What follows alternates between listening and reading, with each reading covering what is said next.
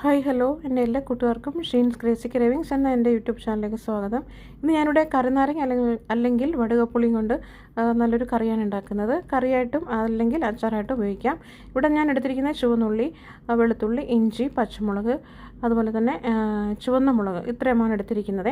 അതുപോലെ തന്നെ കറിനാരങ്ങ നന്നായിട്ട് കഴുകി വൃത്തിയാക്കിയതിന് ശേഷം ഇതുപോലെ ചെറുതായിട്ട് അരിഞ്ഞെടുക്കാം. അതിൻ്റെ അരിയെല്ലാം മാറ്റിയിട്ട് ഇതുപോലെ അരിഞ്ഞെടുക്കാവുന്നതാണ്. ഇതെല്ലാം ഞാൻ അരിഞ്ഞെടുത്ത് വെച്ചിട്ടുണ്ട്. അതുപോലെ തന്നെ ഒരു വെല്ലം ശർക്കര എടുത്തിട്ടുണ്ട്. ഇതുപോലെ ഒരു നെല്ലിക്ക വലുപ്പത്തിലൊരു പുളിയും എടുത്തിട്ടുണ്ട്. പുളി നമുക്ക് വെള്ളത്തിലിട്ട് അലിയിച്ചതിന് ശേഷം ഒന്ന് അരിച്ചെടുത്തിട്ട് മാറ്റി വയ്ക്കണം. അതിൻ്റെ വെള്ളം എടുത്തിട്ട് അരിച്ചെടുത്ത് മാറ്റി വയ്ക്കാം. ചട്ടി ചൂടാക്കിയിട്ടുണ്ട്. നമുക്കിതിലേക്ക് നല്ലെണ്ണയാണ് ഞാൻ ഒഴിച്ചു കൊടുക്കുന്നത്. നല്ലെണ്ണയാണ് നല്ലത്.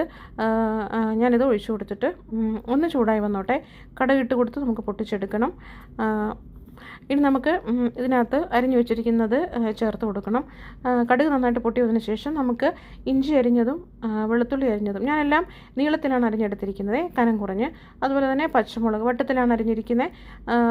പച്ചമുളകും അതുപോലെ തന്നെ ചുവന്ന മുളകും ഒരു 4-5 എണ്ണം ചുവന്ന മുളക് എടുത്തിട്ടുണ്ട്. പച്ചമുളക് ഒരു 6 എണ്ണം എരിവിന് ആവശ്യത്തിനുള്ളതാണ് ചേർത്ത് കൊടുത്തിരിക്കുന്നത്. നന്നായിട്ടൊന്ന് വഴറ്റിയെടുക്കാം. നന്നായിട്ടൊന്ന് വാടി വരുമ്പോഴേക്കും നമ്മൾ അരിഞ്ഞു വെച്ചിരിക്കുന്ന ചുവന്നുള്ളിയും കൂടെ ചേർത്ത് കൊടുത്തിട്ട് ഒന്ന് വഴറ്റി നന്നായിട്ടൊന്ന് വഴന്ന് കിട്ടണം. ഒന്ന് വഴറ്റിയെടുക്കാമേ. അപ്പോൾ ഇങ്ങനെയൊന്ന് ചേർത്ത് കൊടുത്തിട്ട് നന്നായിട്ടൊന്ന് വഴറ്റിയെടുക്കാം. അപ്പോൾ എൻ്റെ ചാനൽ ഇതുവരെ സബ്സ്ക്രൈബ് ചെയ്തിട്ടില്ലാത്തവരൊന്ന് സബ്സ്ക്രൈബ് ചെയ്തൊന്ന് സപ്പോർട്ട് ചെയ്യണേ. അപ്പോൾ കാണുന്ന അടുത്തുള്ള ബെൽ ബട്ടണും കൂടെ പ്രസ് ചെയ്യുമ്പോൾ ഓൾ ബട്ടൺ കാണും. അതും കൂടെ ഒന്ന് എനേബിൾ ചെയ്യുമ്പോൾ ഞാനിടുന്ന എല്ലാ വീഡിയോസിൻ്റെ നോട്ടിഫിക്കേഷനും നിങ്ങൾക്ക് കിട്ടുന്നതായിരിക്കും. അപ്പോൾ ഞാനിവിടെ കറിവേപ്പിലയും കൂടെ നന്നായിട്ട് കഴുകിയെടുത്തിട്ട് ഒന്ന് ഇട്ട് കൊടുക്കുകയാണ്.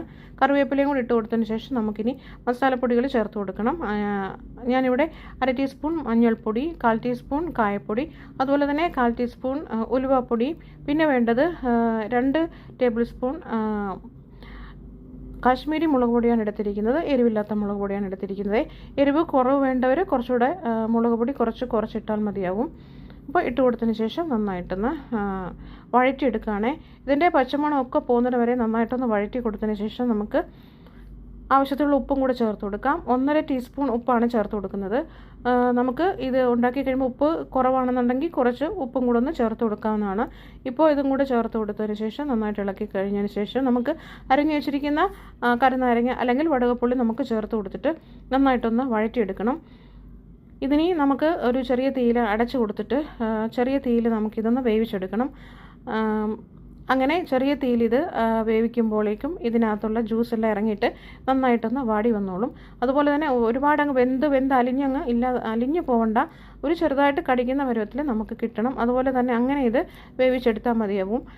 അങ്ങനെ നമ്മൾ ചെറുതായിട്ട് തീ കുറച്ച് വെച്ച് ഒന്ന് മൂടി വെച്ചിട്ടൊന്ന് ഇതുപോലെ ഒന്ന് ചെറുതായിട്ടൊന്ന് വഴറ്റി വേവിച്ചെടുക്കുക കേട്ടോ. അങ്ങനെ നമ്മൾ ചെയ്യണം. അപ്പോൾ ആവിയിലുള്ള വെള്ളവും നാരങ്ങയുടെ ഈ ജ്യൂസും കൂടെ അങ്ങ് ഇറങ്ങിയിട്ട് വെള്ളമൊക്കെ നന്നായിട്ട് ഇറങ്ങിക്കോളും. ഇതുപോലെ വെള്ളം ഇറങ്ങി നന്നായിട്ടൊന്ന് വറ്റി വന്നോളും. അപ്പോൾ നമുക്കിനി എടുത്തു വെച്ചിരിക്കുന്ന പുളിയുടെ വെള്ളം കൂടെ ഒന്ന് ചേർത്ത് കൊടുക്കുക.